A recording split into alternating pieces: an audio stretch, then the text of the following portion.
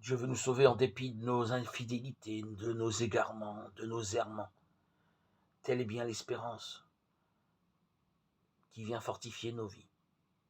Nous n'avons rien à craindre de la colère de Dieu, dont l'Ancien Testament se fait l'écho parce qu'elle n'est en réalité que l'expression de la puissance de son amour, qui détruit le péché et non pas l'homme pécheur. Le psaume 50 ne fait que conforter l'appel à la confiance. Le roi David, à qui l'on prête volontiers les mots du psaume 50, est la figure du pécheur qui a contrevenu de manière exemplaire à la loi divine. Il est adultère et meurtrier, deux actes qui touchent au rapport à Dieu, source de la vie et de la fidélité.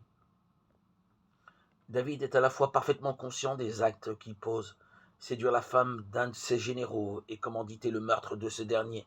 Il ne le fait pas par hasard, et cependant,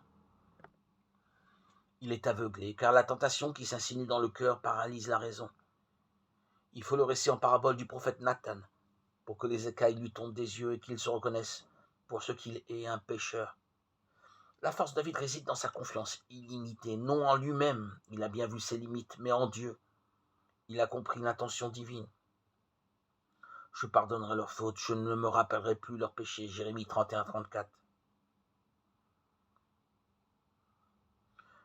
Quand même, j'aurai sur la conscience tous les péchés qui se peuvent commettre. J'irai le cœur brisé de repentir, me jeter dans les bras de Jésus. Car je sais combien il chérit l'enfant prodigue qui revient à lui. Parce que Dieu a gravé sa loi au fond de nos cœurs, nous savons que le péché, pour réel qu'il soit, n'est qu'une étape qui nous permet de grandir dans la reconnaissance de la miséricorde infinie de Dieu. Se reconnaître pécheur, c'est dans le même mouvement confesser cette miséricorde.